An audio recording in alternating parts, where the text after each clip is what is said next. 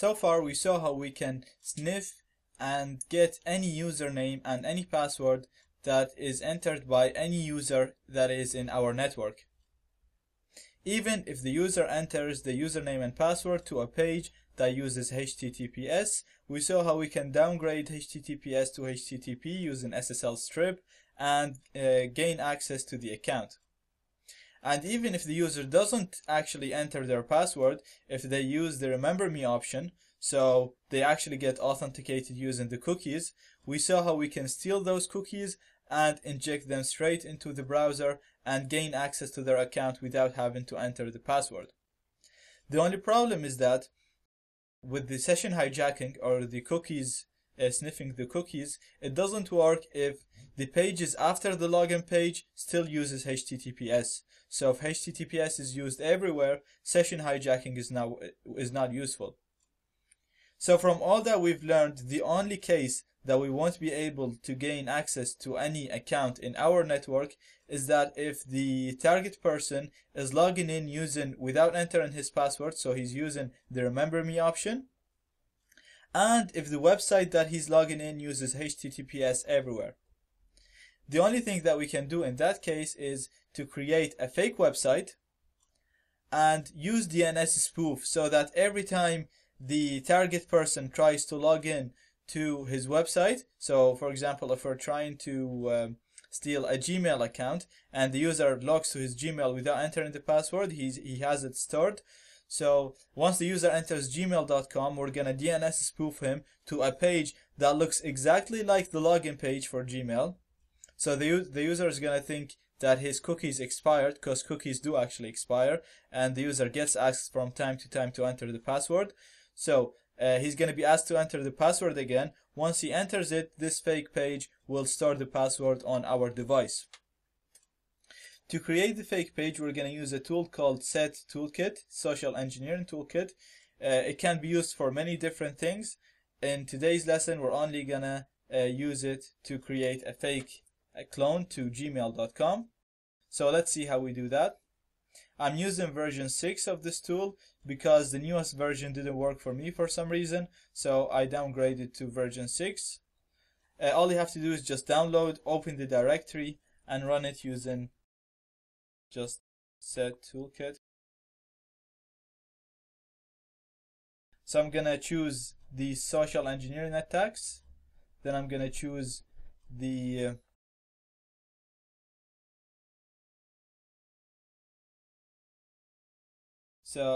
number 2, the website attack vectors. Then I'm going to choose number 3, the credential harvester attack. Then you can enter number 1 to select one of the templates that are ready with the tool, or you can enter number 2 to choose any website you want. So I'm going to enter my IP address. Then it's asking me to enter the website that I want to clone. So I want to clone gmail.com. So I'm going to enter HTTP.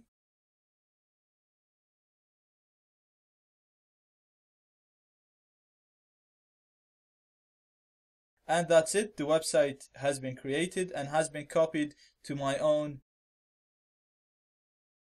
web server directory. So I'm just going to quit Social Engineering Toolkit. And let's go and have a look on the cloned website before we actually do anything. So I'm just going to navigate to my IP address. 192.168.111. And as you can see, we have a login page that looks very legit, that looks very similar to the Google login page. Now this is very good. There is only one problem. We're going to use DNS spoof to spoof any request to Gmail and get it to this page. And some of the links in this page, some of those images are actually coming from HTTPS links. So we're going to need to change this to HTTP. So the page is stored in var www. That's where all the pages for your local web server are stored. So I'm going to open this index.html. And all I'm going to do is search and replace every HTTPS with HTTP. So I'm going to do that now. I'm going to save it. Let's just go back and have a look on the page, make sure that it still looks well. And as you can see, it looks exactly similar. The only difference is that we changed all the HTTPS resources to HTTP so that the page gets displayed with no errors when we do the DNS spoof. So everything's ready now. I'm just going to show you my target. This is my target. I'm logged in. I'm just going to refresh to show you that I'm actually logged into my account in Gmail. This is just an account that I'm using as an example. So I am logged in. I don't need to enter a username and password to see this. I can go anywhere that I want. Just go back to the personal info. View profile. So basically I'm logged in here. Just to show you that I'm logged in to the account, I don't need to enter the password. So that's the problem. That's what we said. If the person is logged in and he doesn't need to enter the password, and we need to steal the password. Now we can steal the cookies if the service that he uses doesn't use HTTPS, but as you can see, Google uses HTTPS everywhere. So you can't use cookie cadger and steal the cookies and do session hijacking. So we created a fake web page. Now all we have to do is redirect any request to gmail.com or google.com or whatever you want. I have it here in my ether.dns. I'm redirecting any request to mail.google.com, to gmail.com, to my fake website, to my fake login page. So that's what we're going to do. That's what we're going to use.